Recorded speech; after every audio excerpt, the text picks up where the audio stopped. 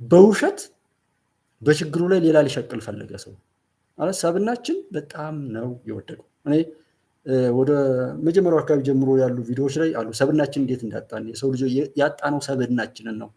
ህግ እንዳይዘው ሆኖ የተሰራ ሃይማኖት እንዳይዘው ባህል ወግ ምንም ነገር እንዳይዘው ፍሬን አልባ ትውልድ እንዲፈጠር በምንም መልኩ በህግ አምላክ በትሩት ምንድን ህግ ነው አረ በፈጠረ በትሩት ማን ነው ፈጣሪ የሚል አይነት ትውልድ ነው የፈጠረው።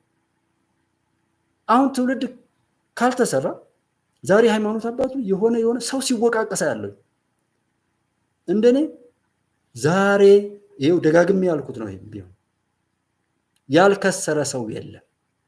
ሁላችንም ከስረናል። አሁን ላይ በምድር ላይ ያለ የሰው ልጅ በሙሉ በየትኛውም ቦታ ላይ ተወከል በየትኛውም የእድሜ ደረጃ ላይ እንገኝ የከሰርነው አብረን የምንጎዳው አብረን ወቀሳ በጨመርን ወቀሳ ባነሳን ችግሩን ወደ ሆነ ሰው ለማላከክ በገፋነው ቁጥር ደግሞ ወደ ባሰ ነውር ወደ ባሰ ችግር ፈጣሪነት እንሄዳለን እንጂ ችግር ፈቺዎች አንነን። እዚህ ዘመን ላይ ማንም ችግር ይፍጠር ስለሺ በዚህ ዘመን መጥቶ ነበር ተወልዶ ነበር ከተባለ የተፈጠረውን ችግር ሲያወራ ሄዶ ችግር አባብሶ የሚሄድ ችጋራም ትውልድ መሆን አይደለም። ችግሩን በአቅሙ ሊፈታ ምን ሰራ ነው መባል ያለበት። የሚባለው እኮ ነው። እኛም የምኒልክን ታሪክ እየቃዠ ዘመኑ ያፈራውን ቴክኖሎጂና የዘመኑን ወቅታዊ የሆነውን ህይወት እንዳይመራ ማድረግ ነው። ጠላቶች ልክ ናቸው። እነሱ ያን በማድረጋቸው የሚያገኙት ሂሳብ የተሰራ አለ። ስለዚህ ሽመልስም ሳቀ እነዚህ ሳምፕል ናቸው። ይህንን የሚመስል ሰው አለ። ኢትዮጵያ ሲባል የረሃብ ተምሳሌት እያለ ደግሞ የኛ ሰው ነው ይሄን የሚሰራው ብሎ ራሱን እንዲሰድብ አድርጎ ተሰርቶ ፋኦ የኢትዮጵያ መንግስት ባለፉት ዓመታት በግሪን ሌጋሲና በስንዴ እንትን ላይ ያደረገው መፍጨርጨር ሙሉ በሙሉ እኮ አይደለም ሙሉ በሙሉ አቺቭ ያደረገ ሀገር የለም አይኖርም ወደፊት ሙሉ በሙሉ በቃ አንጻራዊ ስለምናይ እንጂ እኮ ሰለጠነ የሚባለውም እኮ ቢሆን ስልጡንነት አይደለም። ዓለም ላይ ማለት ያው ያቅም ጉዳይ ስላለ እና የኛ ወደ ኋላ መቅረት ሌሎችን እጅግ የፈጠኑ ሊመስል ይችላል እንጂ ደግሞ ያንን ለሚያውቁ ደግሞ በጣም ብዙ ነው ነገሩ። አንጻራዊ ስለሆነ ሁሉም ነገር እንጂ የመጨረሻ ሰልጥነው አቅፋል የመጨረሻ ምናምን የሚባል ነገር የሰው ልጅ ሙሉ አይሆንም። ፍላጎታችንም አይረካም አያበቃም። ሁሉ ጊዜ መሄድ ነው። ይሄዳል ያው እና ፋኦ ሲሸልም የዓለም መንግስታት ወይም ከዛ ጋር ያሉ ሰዎች ኢንሳይክሎፒዲያ ላይ የረሃብ ተምሳሌ ኢትዮጵያ እንድትሆን ሰርተው ናት ብለው አውጀው ይህን የሰሩት ሰዎች ራሳቸው በዛው እያስፈራሩ አንተ ችጋራም አንተ ረሃብተኛ አንተ እንካ የተቀቀለ ስንዴ እየሰጠው አንተን ወስጄ እቀቅልሃለሁ እያሉ እየተጫወቱብን ይሄ ስም ይፋቅ ብሎ እንኳን ፋኦ ሲያወጣ ሽልማት ሲሰጥ ለኢትዮጵያ ያንን ሽልማት ለማስመለስ ከኢትዮጵያ ላይ ረሃብተኛ ነኝ ብሎ ችጋራምነቱ እንዳይለቀው ወገቡን ታጥቆ የተከራከረ ከኢትዮጵያ ሄደ ኢትዮጵያዊ ማንነት ያለው ኢትዮጵያን የሚመስል ግን ኢትዮጵያን ለማጥፋት የሚሰራ ነውረኛ ሰው ነው። ይህንን ለምን አሉ? ትናንትና ከቆጨን ዛሬ ምን ማለት ነው? መስራት። ትናንትና ከተናደን ዛሬ አልተወጣ ነው። የምንሰባሰበው ለቀብር ነው እንዳልኳቸው። ሰው ሲሞት ሰው ተሰብስበን ሰው አናድን። ቅድም ኪንግስ ኦፍ አባይ ላይ እንዳልነው አይታችሁታል። ጦርነት ቢያጡ ምንም ጎረቤታቸው ሁሉ ሰላም ቢላቸው እርስ በርሳቸው ይጨርሳሉ እንጂ ጦርነት በጣም ይወዳሉ አለ። አዩት። በጎ ነገር ከመናገር እስኪ ተረጋጋ፣ እስኪ አስተውል። ብትገልም ብትገደልም ሁለታችንም ሟች ነን። ጠቅላይ ሚኒስትር ዶክተር አብይን ይሄ ትውልድ እንዲህ የሚበሻቀጠው ኃይል አማራጭ አይደለም መግደል መሞት ነው ስላሉ ነው እንጂ አስቸኳይ ጊዜ አዋጅ እኮ ሲታወጅ ይታወቃል። አስቸኳይ ጊዜ አዋጅ ሲታወጅ በአዋጆች ለውጥና በህግ መጥበቅ ለውጥ የሚመጣ ነገር ካለ ያ ሰው ጥጋብ ነው ነፃነት ነው ያስቸገረው እንጂ አዋቂ ሆኖ ብዙ ቡድን ኖሮት የሆነ ነገር የሆነ አማራጭ ነገር ኖሮት ምናምን አይደለም። ጠበቅ ሲያደርግ መንግስት እሱ እና እኔ አሁን እዚህ ያያችሁት ሰው በቲክቶክም በየትኛውም ቦታ ላይ የምትዘሩትን ቼክ አድርጉት፣ በደንብ አድምጡት፣ በደንብ አድምጡት። እኔ ጉባለች ኢትዮጵያን በዛ መልኩ ምናምን ብላችሁ በማለታችሁ ጉባለች ኢትዮጵያን ያስተዋወቃችሁ የደገፋችሁ ከጉባለች ኢትዮጵያ ጋር አብራችሁ የቆማችሁት ወንድሞቼ የእናንተ ድል ነው። ሀቅን በመደገፋችን ነው ያሸነፍነው። ብዙ ሆነን ሳንሆን ሀገር አሻጋሪ ሀሳቦች ትልልቅ ሰዎች ስላለን ነው። ጉባለች ኢትዮጵያ ላይ የሆነ ሐምሌ ምናምን ውስጥ ለ3 ወር እንደዛ ዘጉ። አሁን ደግሞ ተመልሰው ምንም ሀሳቡን የስህተት ኖሮት ቢኖር በተለይ እንደውም ታስታውሱ ከሆነ ከሰኔ በፊት ምናምን በነበረው ላይ በቃ የነበረውም ነገር በጣም ያናደኝ ነበርና እዛ ጋር የነበረው ጉዳት ሁሉ ስለሚያናደኝ ኃይለ ቃል ሁሉ ጠቀም ነበር፣ ሳደብ ሁሉ ነበር። ከዛ በኋላ ስሙዝ በጣም የቀነስኩት ነገር አለ። ግለሰብም ጠርቻ አልሳደብም። ግን ምናችን ነው እንትን ያለው? ኢትዮጵያን እንሰራለን፣ ኢትዮጵያዊነት ከፍታችንን እናረጋግጣለን፣ ሰዎችን እናድናለን፣ ከሰዎች ጋር አብረን እንቆማለን፣ ሀቅን እንወዳለን። በዓለም ላይ ለሀቅ ቆመን ተምሳሌት የሆነ ነገር እንሄዳለን። እዚህኛ ሀገር ያሉ ጥላቻዎችና ምናምኖች ውጭ ዘራሽ ናቸው። እዚህ እርስ በርሳችን በመገዳደልና በመባላት ጠላት እናስደስታለን፣ እኛ እርስ በርሳችን እንጣፋለን እንጂ የሚጠቅመን ነገር አይደለም። በፋኖ በሸኔ በወያኔም ስም ሆናችሁ በጥፋት ላይ ያላችሁት ወንድሞቻችን አትጥፉ፣ አትግደሉ፣ ሀሳባችሁን ያዙና ወደፊት ነው። ይሄ የእናንተ አጀንዳ አይደለም። አብረን እንሁን፣ ጠላትን እናሳፍር፣ መንግስትን ሞግቱት፣ ሀሳብ አቅርቡ፣ በዛ መልኩ እንሂድ ስላለ ነው። ይሄ ማለት ምን ማለት ነው? ኢትዮጵያዊነት እንዲፈርስ፣ ዘረኝነት እንዲነክስ፣ በሁሉም ነገር ላይ ልዩነቶች እየተነቀሱ እየወጡ እንድንጠፋፋ ሲሰራ የኖረውን አሻጥር ሁሉ የሚሰባብር ነው። መንግስቱ ሲሰድብ የሚውል ሰው ማንን ይዞ ነው? አመስግኑት ያለ የለም። ከጠቅላይ ሚኒስትር ዶክተር አብይ እከሌ ይሻላል ብለህ አምጣ ብትጠራ ሰላም እስኪ በሰላም እንነጋገር ሲባል ጉድ እኮ ነው የበላው። እኛ ስንት ወደብ በሊዝ ለ50 ዓመት እንፈራረም ሲባል ወደብ ይቅርብን የሚል መግለጫ ያወጣ ተቋም እኮ ነው ያገኘነው። አስመሳይ ሁሉ እኮ ነው የተገለጠው። በአደባባይ እርቃኑን ነው እኮ የቀረበው። የኢትዮጵያ ጀግኖች እኮ ተንጠርጥረው ወጥተዋል። እና ስንት ሰው አላት ኢትዮጵያ። መጽሐፍ ጻፈ እንዳለ አንተ አልተማረም ብለህ የመማርንና ያለመማርን ልዩነት ለማያውቅ ሰው ጠቅላይ ሚኒስትሩ አልተማረም እንደዚህ ነው የማያውቅ ይመስላል። ኢትዮጵያ መማር ማለት ምን ማለት እንደሆነ መማር ማለት መሰይጠን ነው እንዴ? ሰይጣናዊ ትምህርት መዋሸት ነው፣ ሰውን ማጣላት ነው፣ የተከበረውን ነገር ማፍረስ ነው፣ ሁልጊዜ ልዩነት። አንድ ዜና ትናንትና ላይ ያቀረብኩላችሁ የመሳይና ያማን ነው የሚባል ማርሸት ነው።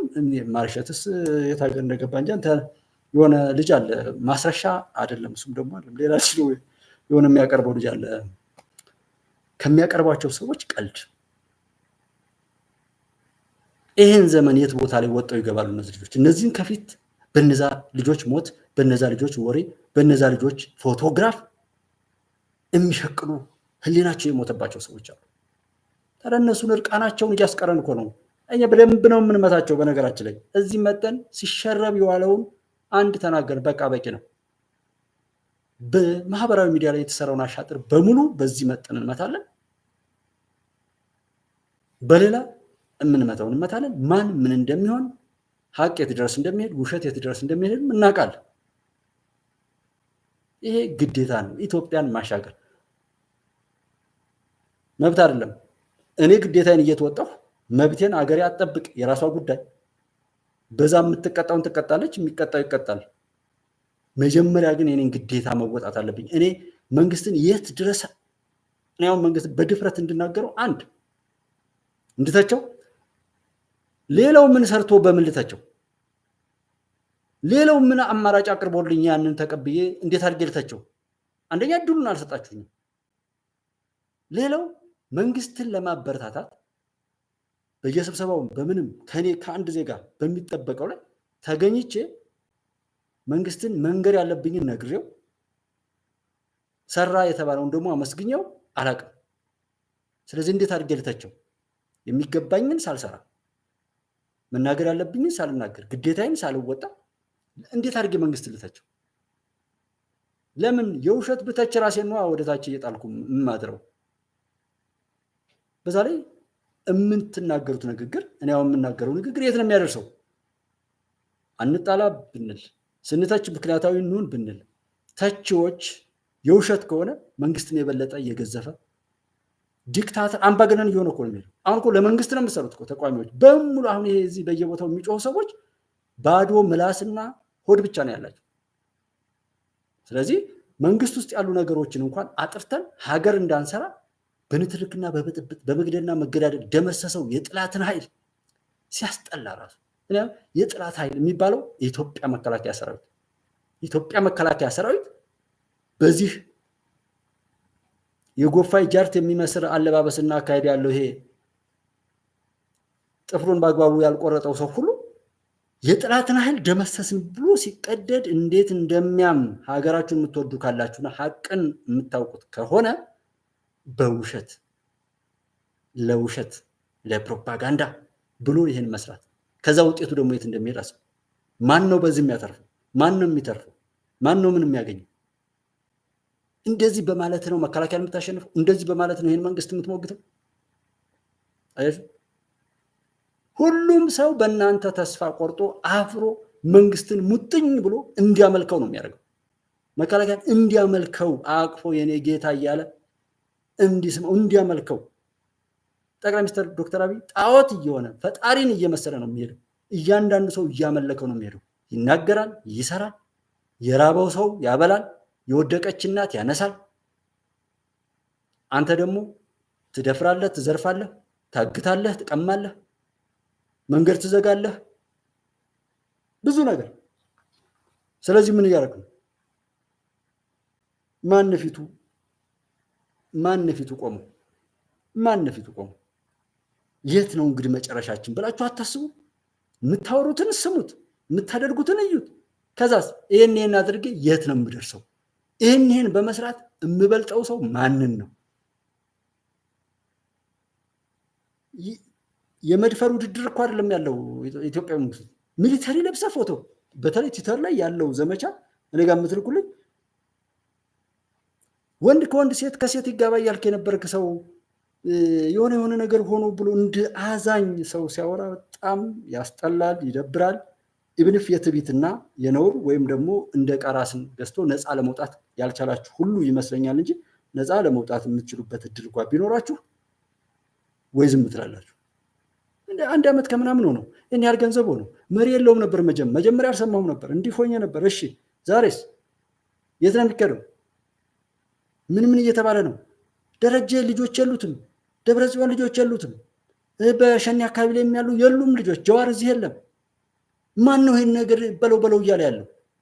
ኃላፊነት ግን የሚወስዳለ ሸኔን እኔ ነኝ ሙሉ በሙሉ የምወክል ብሎ እስኪ በፊርማ ራሳችሁን ግለጡ።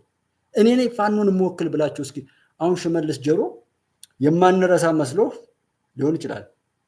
እኔ የኢትዮጵያ ጠላቶች አይኔ ውስጥ ገብታችሁ ስላየኋችሁ በጣም ነው ደስ የሚለኝ። ቢኮዝ የምናደርገውን ስለምናቅ የሚሆነው ይሆናል።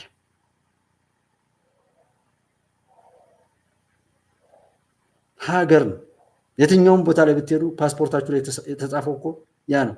እስኪ ኢትዮጵያ እስኪ የት ሀገር እንደው የትኛው ህዝብ እንደዛ እንደሚያደርግ እኔ በጣም የሚያሳፍር ነው። የህዝብ ውይይት አለ፣ በየቦታው ላይ ያሉ ነውሮች አሉ። እነሱን ለማስቆም ጥረት ማድረግ ነው።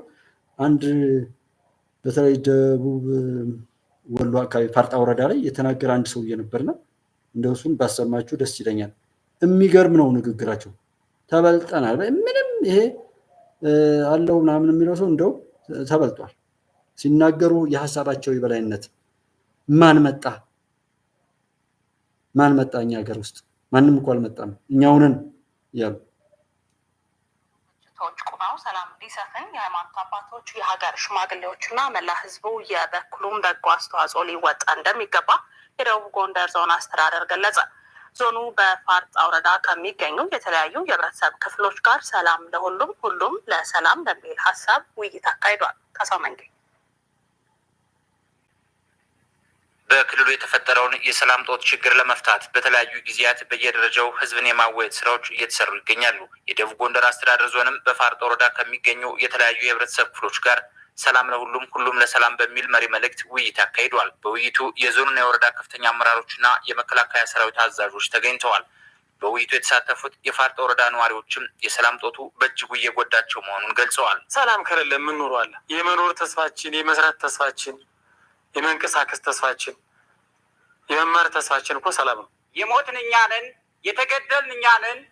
በተለይም ነገ እንኳ ለዚህ ሀገር ትክክል ሊወልዱ የሚችሉ እናቶቻችን መንገድ ላይ እየቀሩ ነው። አሁን እኛ እናውቅም ብለን በጨለማ ውስጥ ነን እያልን እንደው ነገ ለምንተካው ትውልድ ለሚተካው ትውልድ ትምህርት ምን ማለት ነው?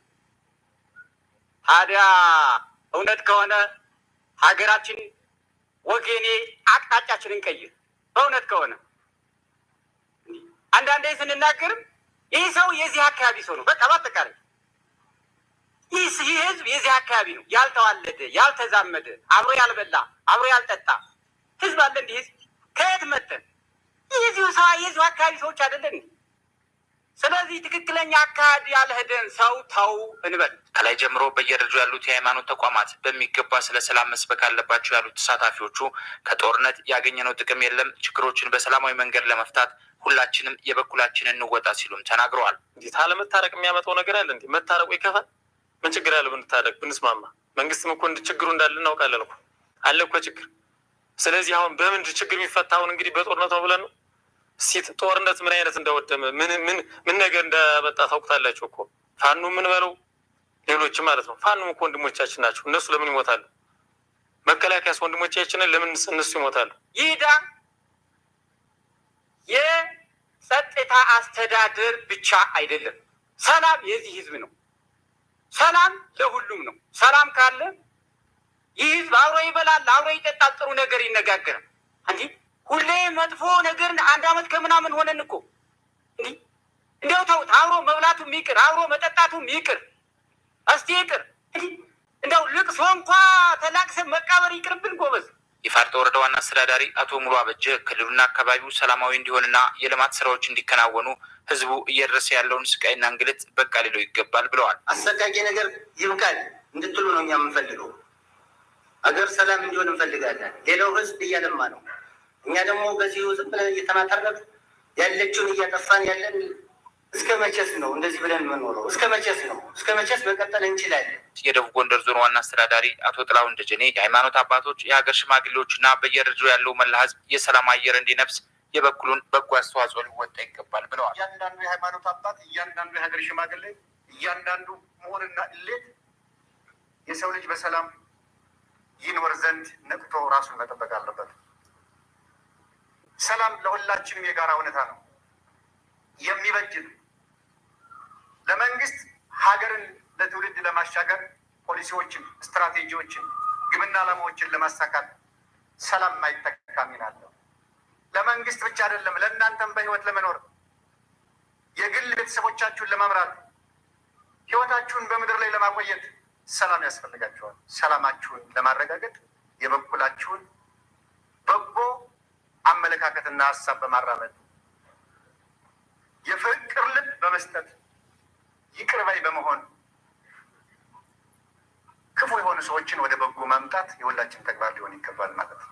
ህዝቡ በየአካባቢ የሚፈጸሙ ግጭቶች እንዲቆሙ የሰላም ሴት ባለቤት በመሆን እየደረሱ ያሉ ግድያዎችንና እገታዎችን ሊያወግዝ ይገባልም ተብሏል። አዎ እንግዲህ እንደሰማችሁት ነው። ምን አይነት ንግግር ነው? ሰላም የህዝብ ነው፣ በእጃችን ያለው ወጦ መግባት ምናምን እንደዛ አብሮ መብላት መጠጣት እንኳን ቢቀር እንዴት ልቅሷችንን እንኳን አብረን አናሳልፍ፣ ሀዘን እንኳን መጋራት እንዴት ይቅር የሚል ልብ የሚነካ ነገር ነው። እሌቱም ምኑም ይሄ የዚህ ህዝብ ሮሮ የዚህ ህዝብ መከራ እንዲቀጥል ነው። እየተመቱ እያለቁ ሌላው እንዲያልቅ ደግሞ እያሸነፍን ነው የሚለው ቅስቀሳ የሚቀጥለው ይሄ መከራ እንዳይቆም፣ እስከዛሬ የተጎዱት እናት አባቶቻችን እህት ወንድሞቻችን እንዳይበቃ፣ እስከዛሬ የተዘጋው ትምህርት ቤት እንዳይከፈት፣ እስከዛሬ የተስተጓጎለው ልማት እንዳይመለስ፣ ኪሳራው የባሰ ውርደቱ ውድቀቱ የባሰ እንዲሆን እስኪ ተውት እንደው ችግር የለም አላልንም ማለት ችግር አለ። ግን አሁን በጦርነት ነው ወይ መንግስትን ችግሩን እንዲፈታ የምናደርገው?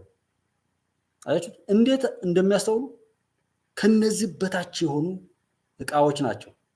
በሰው ፊት አይደለም፣ ሰው ላይ ቀጥታ አይደለም፣ ወይ በሞባይላቸው ወይ በኮምፒውተራቸው አንዲት ክላስ ለብቻቸው ዘግተው ሲጮሁ እየዋሉ እንደ ጀግና በለው እንትን በለው እያሉ እየቀሰቀሱ እያቀጣጠሉ እንደ አይነት መከራ በህዝብ ላይ እያደረሱ ያሉትና እኔ ትንሽ ትልቁ በቻለው አቅም ችግርን ባያባብስ የገባንበትን ነገር ለመውጣት ብንሞክር የምንናገረው የምናወራው ነገር በሙሉ ምን ትርፍ ያመጣል የሚለውን ግብይቱን ታሳቢ ያደረገ ነገር ቢሆን ኮንትሮባንድ የሚሰራ ሰው ጀስት ጤነኛ ባይሆንም የሆነ ብዙ ገንዘብ በአንድ ጊዜ ያገኛለሁ የሆነ ችግሬን በዚህ መልኩ እንትን እላለሁ ሊል ይችላል። እሺ ዛሬ እዛ ሚዲያው ላይ ያሉ ሰዎች እንዳልኳችሁ ትናንትና ኡስታዝ ይመስለኛል አንድ የግብፁ ሰውዬ ከ10 ሺህ እስከ 30 ምናምን ሺህ ዶላር በወር ያገኝ፣ ግን የሚያወራው ውሸት። እኔ ጂኦሎጂ ሰርቬይንግ ምናምን ባለሙያ አይደለሁም ግን ይልና ባለሙያ ካልሆነ እዛ ጋ አይዘጋም፣ ለባለሙያ ሰው አይጋብዝም። ቀጥሎ የሚያወራው እንደ ባለሙያ ነው። መጀመሪያ ያወራውን እንረሳለታለን። ቀጥሎ ግን እንዲህ የሚሆን ይመስለኛል ብሎ ባለሙያዎች ኤክስፐርቶች በዛ ጉዳይ ላይ ብዙ ነገር የሰሩ ሰዎች የሚያወሩትን ነገር እያወራ እንደገና እናደምጠዋለን። ግን ያንን በማለቱ ብዙ ገንዘብ ያገኛል። እዚህ ይሄ ሪከመንድ የሚያደርገው ዩቲዩቡ እንደዚህ አይነት በለው ነው። የሰዎችን ትኩረት የሚስብ ሰዎች እንዳይረጋጉ የሚያደርግ ቀልባቸውንም ልባቸውንም ሰልቦ በግብዝነት የሚያኖር ንግግርና ኮንተንት ክሬት የሚያደርግን ሰው ያበረታታል። ዩቲዩብ ቲክቶክ ያበረታታል። አልጎሪዝሙ ዲስፕላይ ከላይ ያደርገዋል። በጎ የሚያወሩ እውቀት የሚሆኑ የሚያሻግሩ ሰዎች ባሉበት ተጨማሪ ነገር እንኳ ባያገኙ ባሉበት ጤንነታቸውን ጠብቀው እንዲቀጥሉ የሚያስችል ወደ ቀልባቸው ወደ ህሊናቸው መጥተው የራሳቸውን ዋጋ በራሳቸው ተምነው የሚበጀውን እንዲያደርጉ የሚጋብዝና የሚያስተምር ነገር ግን ባን ይደረጋል፣ ብሎክ ይደረጋል፣ ሻዶ ይደረጋል፣ ያለ የሚመስል እንዳይታይ ይደረጋል። ከዛም እስከ መዝጋት ይደረሳል። ለምንድን ነው የሚተባበሩት? ክፎች፣ ውሸታሞች፣ አጭበርባሪዎች፣ ባንዳዎች፣ ካህዲዎች የሚተባበሩት ለምንድን ነው? ስራቸውን ያውቁታል። የተወደደን ነገር ፈጣሪ የሰራውን ኃይል በጎ ነገር እንዲጠላ እንዲቀበር ለማድረግ አቅደውና አስበው ኃጢአት ሐራም እየሰሩ እንደሆነ ያውቁታል። እዚህ ጽንፈኞች ላይ እኮ ያሉት ልጆች በጭካኔ ነው የሚገዳደሉት። የራሳቸውን የእብደት እንትን ያልተቀበላቸውን ሰው በቃ ይመቱትና ባንዳ ነው ወይም የሚያላክኩበታል እንዲህ ሊል ስል ስላገኘሁት ምናምን እየተባለ 27 ዓመት ላይም የኖረው እንደዛ ነው። የእነሱን የረከሰ ነገር ያልተቀበለ ሰው የገደሉ ለሌሎች ማስፈራሪያ እንደሚያደርጉት ፖለቲካችንንም ምን ሰራን? 20-30 ዓመት የኖረ ሰው 20-30 ዓመት ኖርኩኝ 10 ዓመት ፖለቲካ ላይ ሰራ። እኔ ፖለቲከኛ ሆኜ አቅዶ ተነስቶ ከሆነ ወይም እዛ ጋር የገባው በገንዘብ እጥረት ከሆነ ያንን ካልኩሌት አድርጎ ምን ሰራሁ? ሂሳብ መስራት ከራሱ ጋር ትናንትም በኪሳራ ዛሬም በኪሳራ ነፃ ያልወጣ ነፃ አውጪ፣ እውቀት የሌለው አስተማሪ፣ ነውር ፈጻሚው አነዋሪ። ያገኘነውን ነገር ሁሉ ለምን እያዋልን እንደሆነ ተጠያቂ እንደሆንን ሁሌ ሳይረሳ የሚታሰብ ነገር አለ። ጤነኛ መሆናችን ጤነኛ በማድረጉ ፈጣሪ ምን ተጠቀምንበት? ገንዘብ ስለሰጠን ገንዘቡን ምን አደረግነው? ዘመን ሰጥቶናል፣ እውቀት ሰጥቶናል፣ ሀገር ሰጥቶናል። የተሰጠንን በጎ ነገር ሁሉ ቁጠሩና በዛ በተሰጠን በጎ ነገር ላይ ምን አደረግንበት የሚል ተጠየቅና ዛሬ ይህንን የሚናገሩ ሰዎች ያለውን ነገር ከማጥፋት በተረፈ ምን ሊያመጡ ይችላሉ? እንዲሁ ዛሬ የምታብዱ ምናምን ተቋሚ ሜልካችሁን ተቋሚ ተደርጋችሁ የተሰራችሁ ሰዎች ያው ባህሪያችሁ ቢሆንም ነገም ሌላ መንግስት ሊመጣ ያንንም ለመቃወም ነው እዛው ቆማችሁ የምትጠብቁ። ቢኮዝ መቃወም ላይ ነው የተዘጋጃችሁት። እንዴት መቃወም እንደሚቻል ከሚሰሩ አንጻር ነው ተቃውሟችሁ ላይ የሚደረገው። የሰዎች ከፊት ለፊት የምትታዩ እቃዎች ሆናችሁ ከኋላ ያዘላችኋቸው የኢትዮጵያ ታሪካዊ ጠላቶች አሉ። በቀላሉ ምንም ስኬት ቢኖርና እናንተ ያላችሁት ክፉ ምኞት ቢፈጸም ዛሬ ላይ በበጎ የሚንቀሳቀሱና የምትሰድቡን ሰዎች እናንተን ዝም የምንላችሁ ይመስላሉ። የኢትዮጵያ ጠላቶች እኮ ነገ አሁን ላይ የምትለፈለፉ ሰዎችና ያ ነገራችሁ አሻጥራኛ ስራችሁ የሆነ ፍሬ ቢያፈራ ያ ነገር በመደረጉ እናንተን የሚጣረሱ ሰዎችን ደግሞ እያስታጠቁ ያመጡላችኋል። ይህን አታውቁም? እኔ ዛሬ በጎ በማውራቴ ከጠቅላይ ሚኒስትርና ከመከላከያ ሰራዊት ኢትዮጵያን ከሚወዱ እንድትሻገር ከሚፈልጉ ከጽዳት ሰራተኛ ጀምሮ ሌት ተቀን ዱዓ ጸሎት እያደረጉ በየመስጂዱ በየቤተክርስቲያኑ ከሚለፉት ወንድሞቼ ጋራ በመቆሜ የጠላችሁኝ ሰው ነገ እናንተ ያላችሁት የረከሰ ነገር ወደፊት ቢመጣ ያንን ነገር ዝም ብዬ የምቀበላችሁ ይመስላችኋል? ሰው ደግሞ እኔን አስታጥቆ እናንተን ለማጥፋት የሚያዘምተኛለ ማለት ነው። ዛሬ እናንተ እንደምታደርጉት በእናንተም ላይ ያ ይደረጋል። ዛሬ የምትዘርፉ ትዘረፋላችሁ። ዛሬ የምትገሉ ትገደላላችሁ። የዛሬ ቀባሪዎች ነገ ትቀበራላችሁ። የዛሬ ምንም ነገር የምትናገሩ ሰዎች ነገ ያ በላያችሁ ላይ ይሆናል። ምንም ቢኮዝ ዘመን እንደ ጥላ ነው የሚያልፈው። ይሄው መጣን እኮ። እንዴት ሰው ራሱ ላይ በሽታ እየጠቀጠቀ በሽታውንም ደግሞ ለማስፋፋት ይሰራል? ውጤቱን ቸክ አድርጉት። የምትሄዱበት መንገድ የት ድረስ ያደርሳል? ማን ብሏችሁ ነው እንዲህ ያላችሁት? በራሳችሁ አስባችሁ ከሆነስ ለሰላም እጃችሁን ስጡና በሰላም እንደራደር፣ ፍላጎታችሁን ጠይቁ ስትባሉ አንዲት ቁራጭ ሀሳብ ይዛችሁ ልትቀርቡ ያልቻላችሁትና እሱን እንድታደርጉ እንኳን አንድ ሰው እንኳን ከዚህ ሁሉ በቀቀን ከዚህ ሁሉ ስመ ምናምንት የስመ ፕሮፌሰር ስመ ምናምንት እየተባለ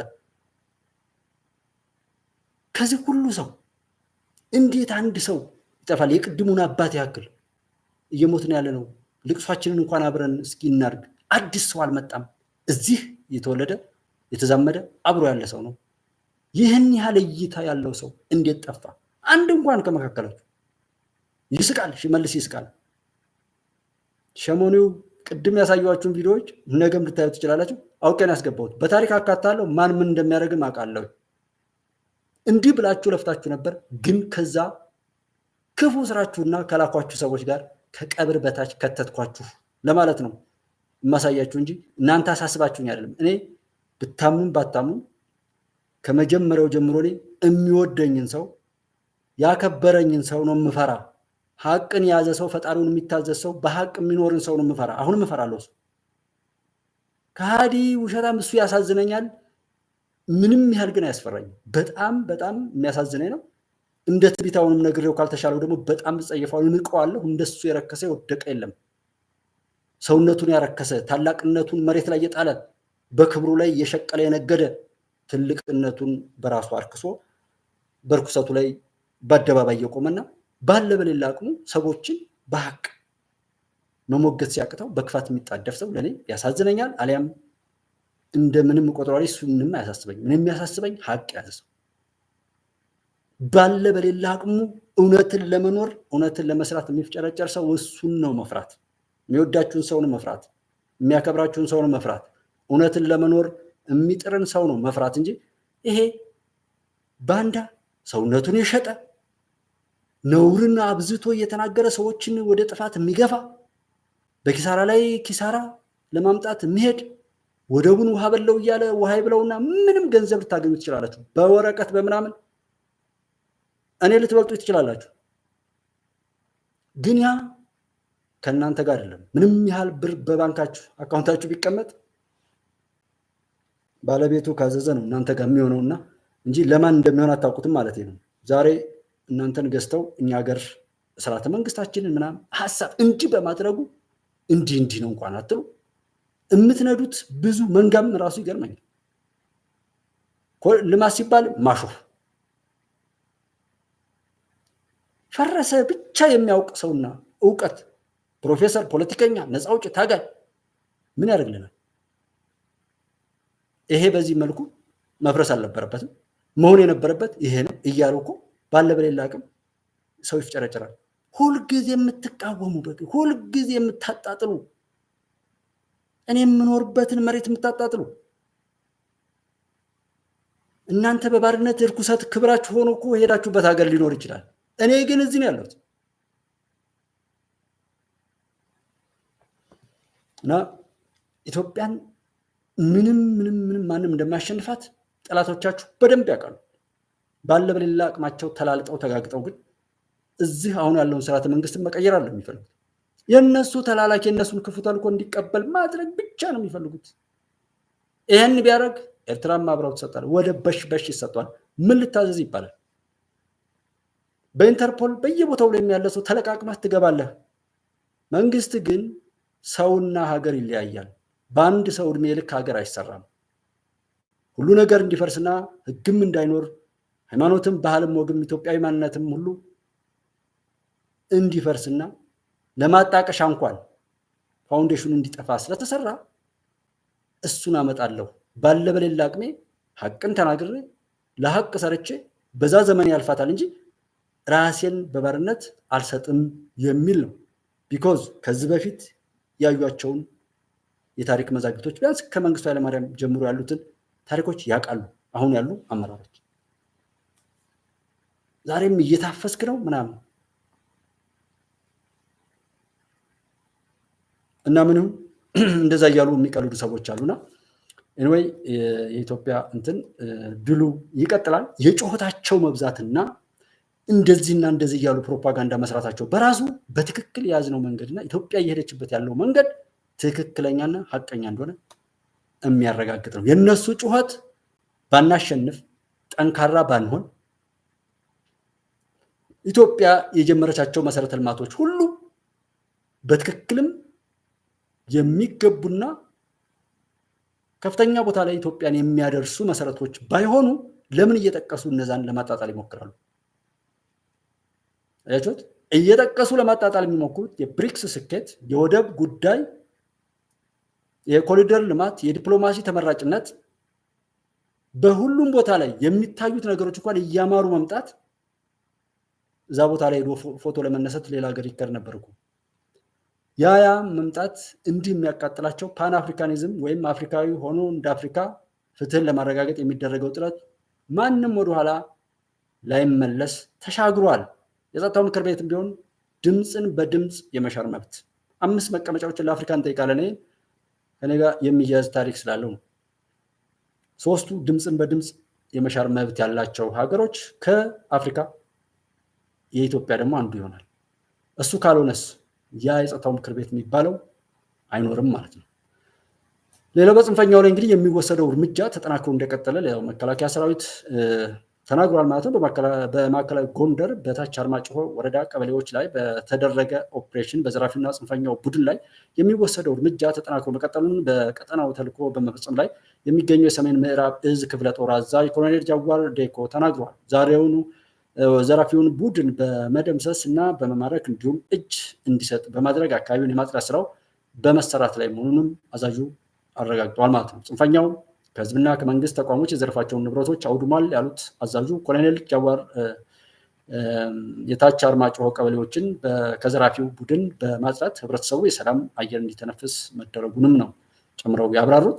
በዘረፋና በወንብድና ተግባር ላይ ተሰማርቶ የሚገኘው ጽንፈኛው ከስራ ውጭ ያደረጋቸውን የውሃና የቴሌ ጄኔሬተሮችን እንዲሁም የህሙማን ማመላለሻ አምቡላንሶች የክፍለ ጦር የጥገና ሙያተኞች በመጠገን ለህብረተሰቡ አገልግሎት እንዲሰጡም የማድረግ ስራው መሰራቱን አዛዡ ኮሎኔል ጃዋር ዴኮ ጨምረው ገልጠዋል። ክፍለ ጦሩ በጠንካራ የስነ ልቦና ዝግጁነት ተልዕኮውን በቁርጠኝነት እየተወጣ ነው ያሉት ኮሎኔል ጃዋር ዴኮ በአስቸጋሪ የአየር ጸባይና መልክዓ ምድር በፍጹም ህዝባዊ ጀግንነት ግዳጁን እየተወጣ ነው። የአካባቢው ህብረተሰብ በማወያየትም ሰላሙን አስተማማኝ ለማድረግ ሌት ተቀን እየተሰራ እንዳለም ጨምረው ገልጠዋል። የጽንፈኛው ቡድን ከተለያዩ አካባቢዎች ወደ ወረዳችን በመግባት ለአቅመ አዳም ያልደረሱ ህጻናትን ደፍረዋል፣ ንጹሐንን ገለዋል፣ የቤት እንስሳትን ገለውብናል ያሉት የውይይት ተሳታፊው የማህበረሰቡን አስገድደው በገንዘብም መቅጣትና ንብረትን በመቀማት አስጨናቂ ጊዜን እንድናሳልፍ አድርገውናል። ይህንን ጽንፈኛ ቡድን ከሰራዊቱ ጎን ሆነን እንፋለመዋለን ሲሉም የተወያዩ ወይም የአካባቢው የህብረተሰብ ክፍሎች አረጋግጠዋል ማለት ነው። የሆነው ነገር ይሄ ነው።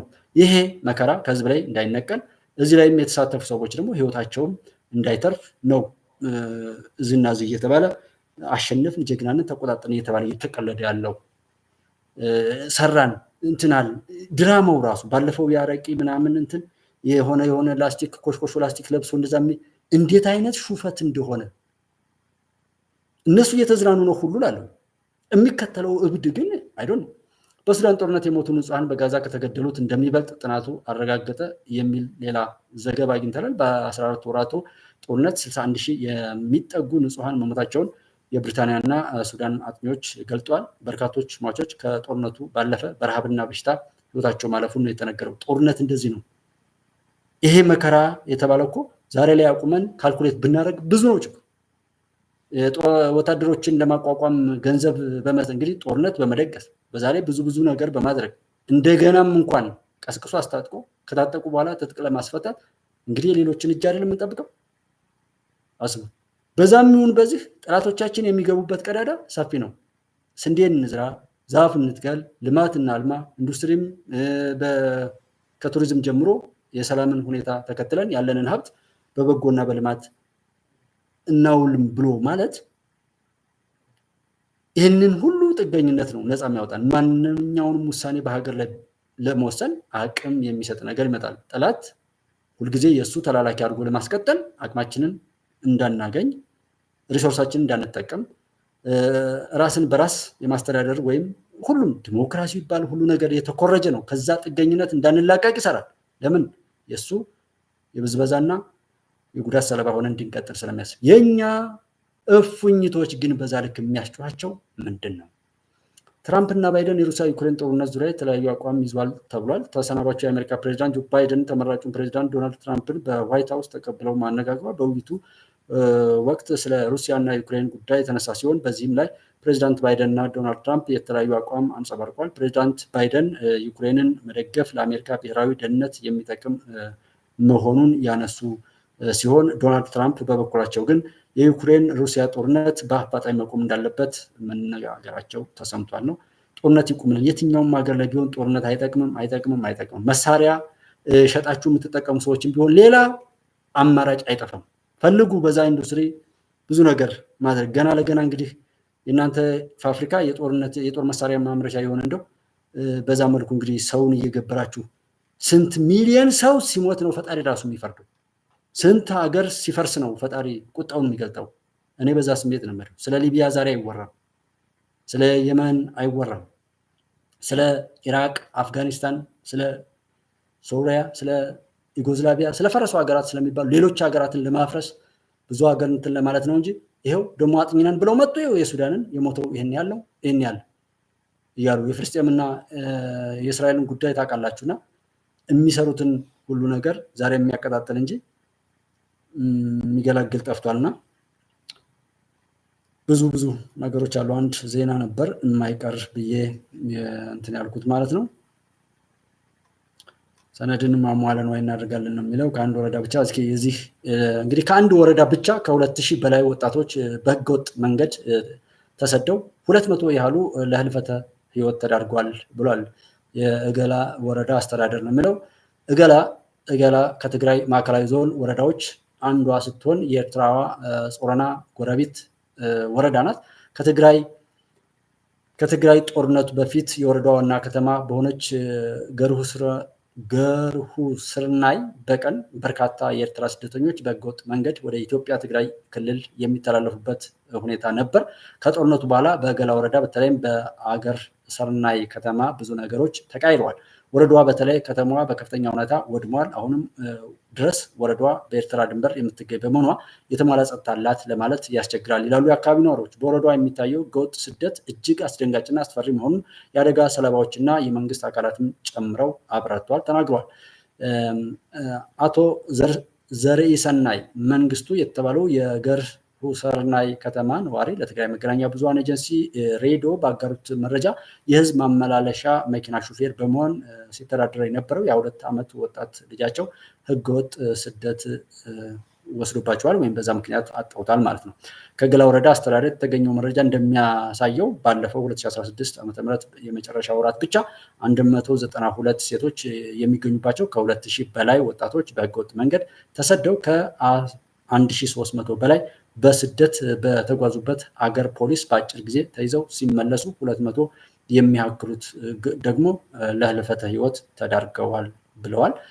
የወረዳው ከፍተኛ አመራር ጽጌ ተክለማርያም እንዳሉት በአካባቢ የሚታየው ህገወጥ የስደት እና ፍልሰት እጅግ አስፈሪና አስደንጋጭ ደረጃ ላይ መድረሱን ተናግረዋል። ወረዳው ከጦርነት ጋር በተያያዘ ይህ ነው የሚባል በጀት ያለው ባይሆንም የወጣቶች ስደት ለማስቀረት ያለመ የመስሪያ ቤት ቦታ በመስጠት ላይ እንደሚገኝም ገልጧል። በተያዘው የበጀት ዓመት የህገወጥ ስደት ፍልሰት በከፍተኛ ቁጥር ለመቀነስ ወረዳው አቅዶ እየሰራም ነው ብለዋል። ይሁን እንጂ ጦርነት ወለዱ የበጀት እጥረት ለተያዘው እቅድ መሳካት ሳንካ ወይም እክል ሊሆን ስለሚችል በወጣቶች አቅም ግንባታና ህገወጥ ስደት መከላከል ዙሪያ የሚሰሩ የግብረሰናይ ድርጅቶችንም እንዲያግዟቸው ኃላፊዋ ጥሪ አቅርበዋል ነው። ይሄ የህገወጥ ስደተኞችን ላነሳላችሁ እንትን ያልኩት ጦርነት ካለ፣ መከፋፈልና ዘረኝነት፣ ጽንፈኝነት ካለ፣ ጥላቻ ካለ፣ በሀገር ላይ ያለው ትርክት ክፉ እና ተስፋ መቁረጥን የሚያበረታታ ከሆነ ሁሉም ወጣት በሀገሩ ላይ ተስፋ እየቆረጠ